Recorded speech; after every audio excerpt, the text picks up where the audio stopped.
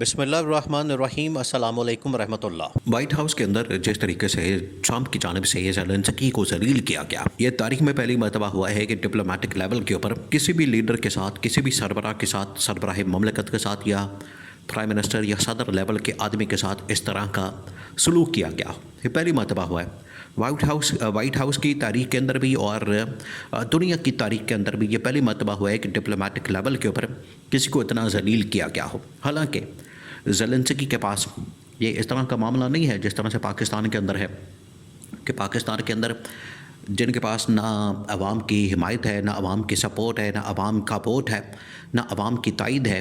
نہ ان کے پاس عوام کی رتی برابر بھی سپورٹ حاصل ہے، وہ یہاں پر اقتدار میں بیٹھ گئے ہیں اور عالمی سطح کے اوپر جا کے ملاقاتیں کرتے ہیں عالمی لیڈروں کے ساتھ۔ لیکن اب یہ مزید سلسلہ نہیں چل سکے گا۔ اس کی وجہ یہ ہے کہ جہاں پر ٹرمپ نے زیلنسکی کو ذلیل کر کے زیلنسکی کے ساتھ وہ سلوک کیا ہے کہ اگر آپ اپنی عوام کے خلاف، ملک کے خلاف، اپنی ریاست کے خلاف فیصلے کرتے ہیں تو عالمی سطح کے اوپر اس کی کوئی عزت نہیں ہوتی، کوئی عزت نہیں ہوتی۔ یہ عمران خان نے ان کو سبق سکھایا تھا، عمران خان نے ان کو لیکچر دیا تھا، عمران خان نے ان کو بتا دیا تھا کہ اگر آپ عوام کی حمایت کے بغیر، عوام کے سپورٹ کے بغیر، عوام کے ووٹ کے بغیر اور تائید کے بغیر عالمی سطح کے اوپر جاتے ہیں اور اقتدار کے اندر آ جاتے ہیں تو پاکستان کے اندر بھی آپ کی کوئی عزت نہیں ہوگی، پاکستان کے اندر بھی آپ کو کوئی لفٹ نہیں کرائے گا اور عالمی سطح کے اوپر بھی آپ کی کوئی عزت نہیں ہوگی اور آپ کو کوئی لفٹ نہیں کرائے گا۔ اس وجہ سے یہ بات آپ ذہن نشین کر لیں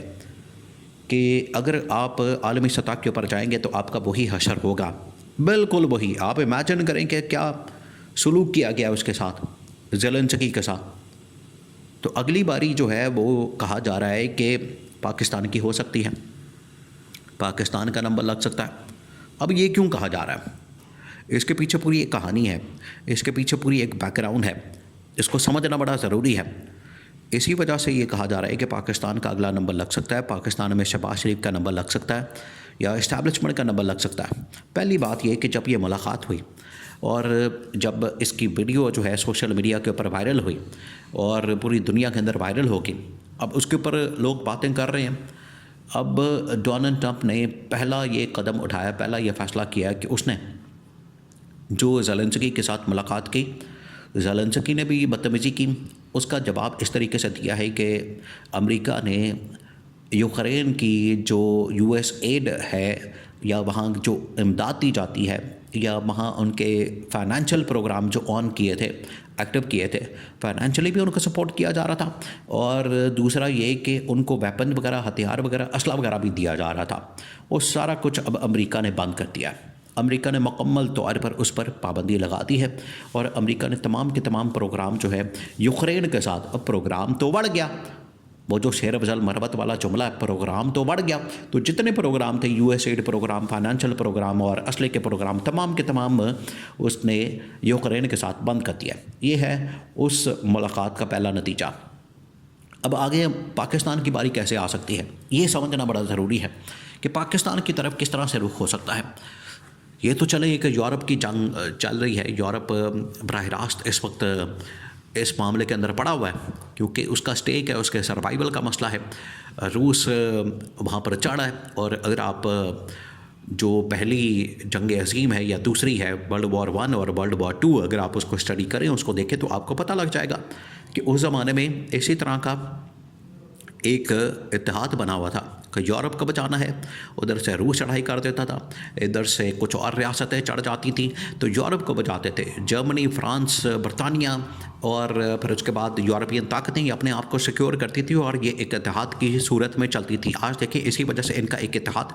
نیٹو کی شکل میں موجود ہے، سیکیورٹی کا اتحاد۔ اب مسئلہ یہ ہوا ہے کہ یورپ کو تو اپنے سروائیول کا مسئلہ ہے، وہ تو بھاگ دوڑ کر رہا ہے۔ امریکہ اب دیکھ رہا ہے کہ ہمارے ساتھ کون کھڑا ہوتا ہے۔ اب پچھلے دنوں جو ملاقات ہوئی اور جنرل عاصم پہنچے برطانیہ کے اندر،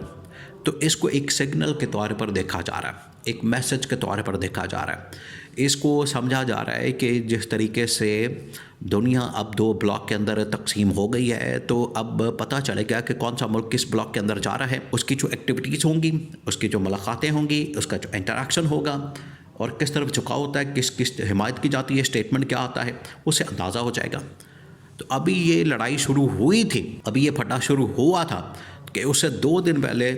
جنرل عاصم نے دورہ کر لیا تھا برطانیہ کا، کیونکہ ان کو پتہ چل گیا تھا کہ امریکہ کی حمایت نہیں ملنی ہمیں آگے، اس وجہ سے باقی جو ممالک ہیں ان کے ساتھ سلام دعا کی جائے۔ تو انہوں نے پاکستان کو بھی اس وجہ سے بلایا، اور پاکستان کی فوج جو ہے وہ اس حوالے سے بڑی مانی جاتی ہے دنیا میں۔ اب ٹرمپ نے رابطہ کرنا ہے پاکستان کی سول حکومت کو بھی اور اسٹیبلشمنٹ کو بھی۔ تو اگلی باری شہباز شریف کی اس طرح سے لگ سکتی ہے کہ اگر وہ شہباز شریف کو بلا لیتا ہے، اگر وہ شہباز شریف کو دعوت دیتا ہے، شہباز شریف کو کال کرتا ہے اور شہباز شریف کو انوائٹ کرتا ہے کہ بتائیں ہمیں یہ آپ نے کیا کھاتا کھولا ہے، بتائیں ہمیں آپ کیا کرنا چاہتے ہیں، بتائیں آگے آپ کی سوچ کیا ہے، آگے آپ کس اپروچ کے ساتھ بڑھنا چاہتے ہیں اور آپ کس بلاک میں جانا چاہتے ہیں، کیا آپ یورپ کے ساتھ جانا چاہتے ہیں یا پھر امریکہ کے ساتھ جانا چاہتے ہیں۔ یہ جب بات ہوگی تو شہباز شریف وہاں پر پھنس جائے گا،